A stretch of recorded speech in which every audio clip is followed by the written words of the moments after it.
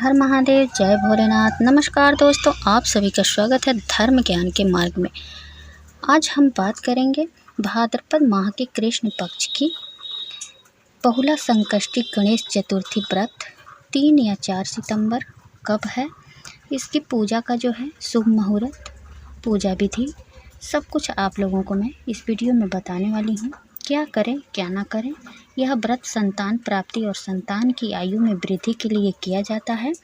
तो चलिए देर न करते हुए इस वीडियो को मैं शुरू करती हूँ।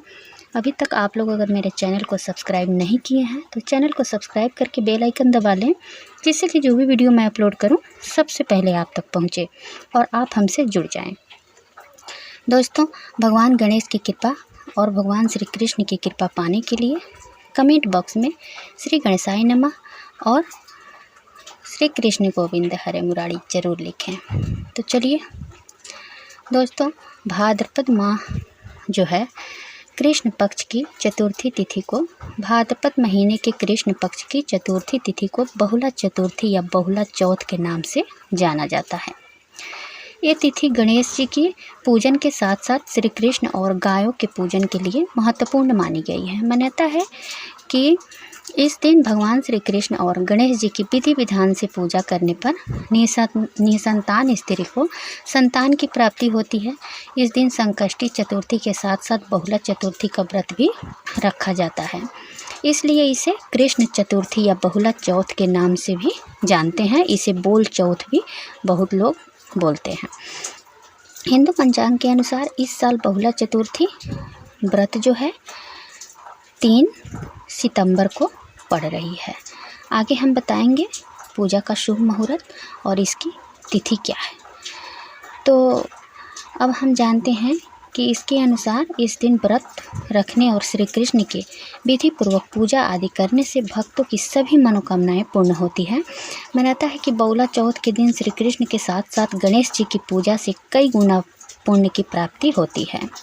चलिए जानते हैं बहुला चौथ जो है इसका शुभ मुहूर्त क्या है और इसकी पूजन विधि क्या है।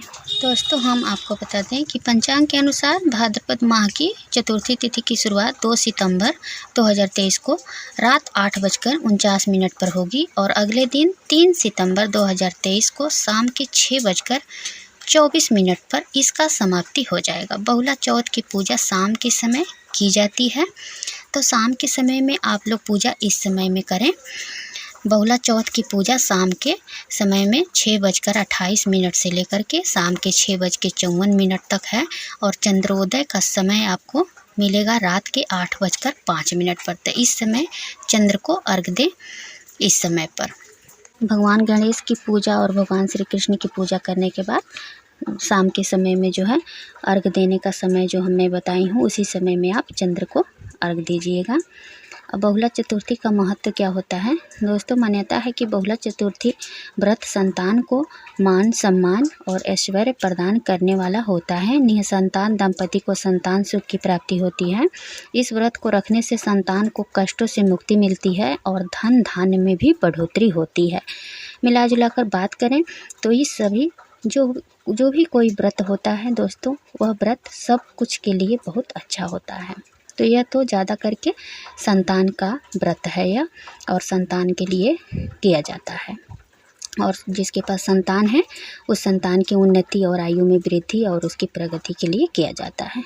इस दिन प्रातः जल्दी उठकर स्नान के बाद शुभ रंग के स्वच्छ कपड़े पहने महिलाएं पूरा दिन निराहार व्रत रखकर शाम के समय गाय और बछड़े की पूजा करती हैं। इस दिन विशेष महत्व होता है गाय और बछड़े की पूजा करना दोस्तों। तो इस दिन गाय और बछड़े की पूजा आप लोग ज़रूर करें। और शाम को पूजा में कई तरह के पकवान बनाए जाते हैं, जिन्हें भगवान गणेश और श्री कृष्ण को अर्पित किया जाता है। इस भोग को बाद में गाय और बछड़े को खिला दिया जाता है। पूजा के बाद दाएं हाथ में चावल के दाने को कुछ ले करके बहुला चौथ की कथा सुननी चाहिए। तत्पश्चात गाय और बछड़े की प्रदक्षिण कर सुख शांति की प्रार्थना करना चाहिए। दोस्तों, गाय में 33 कोटि देवी देवताओं का वास होता है और एक गाय का पूजन करने से जो है सभी देवताओं का आशीर्वाद हमें मिल जाता है। तो इसमें गाय का भी पूजा करने का विधान है। तो आपके घर अगर गाय है बछड़ा है तो आप लोग ज़रूर करें पूजा। अगर नहीं है तो अगल बगल में है तो जा कर के आप कर सकते हैं।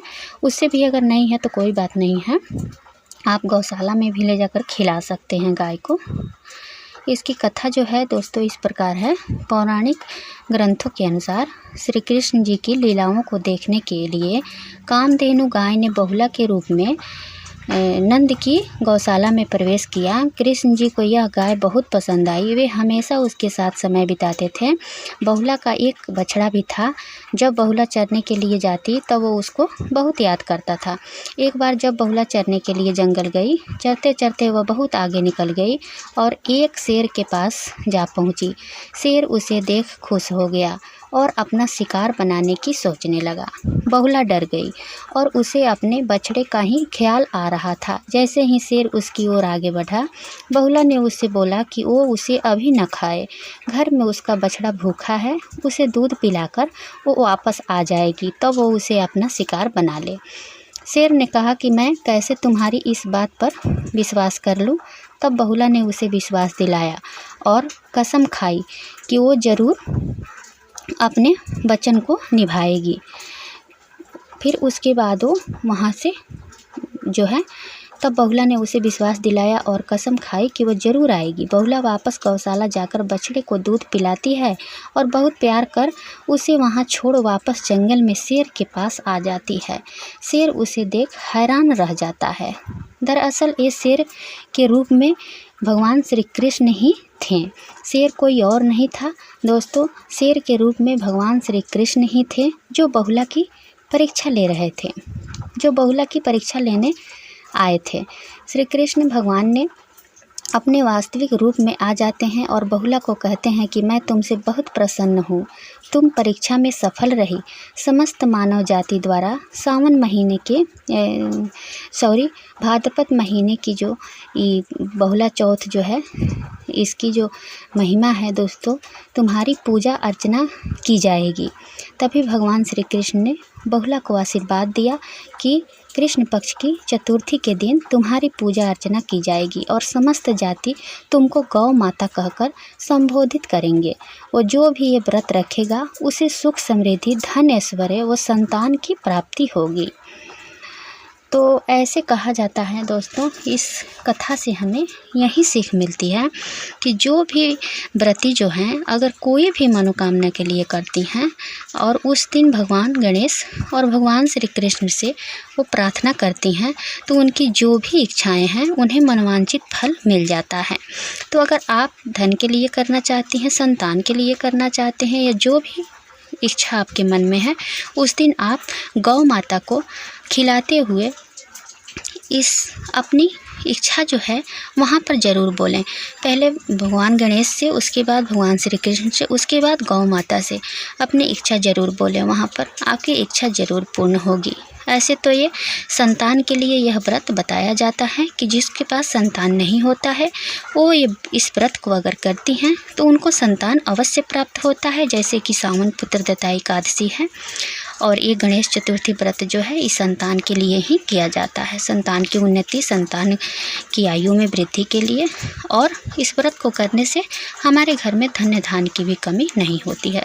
तो इस व्रत को आप लोग विधि पूर्वक ज़रूर करें और पूजन के समय जो मैं बताई हूँ उसी समय पर आप लोग अपना पूजा अवश्य करें। कोई डाउट रह गया होगा तो कमेंट में आप हमसे पूछिएगा, मैं आपको रिप्लाई तुरंत दे दूंगी। तो भगवान गणेश और भगवान श्री कृष्ण की कृपा पाने के लिए जय श्री कृष्ण, श्री गणेशाय नमः और जय श्री कृष्ण आप लोग कमेंट बॉक्स में ज़रूर लिखिएगा। तो फिर मिलते हुए एक नए वीडियो के साथ, तब तक के लिए बाय, धन्यवाद।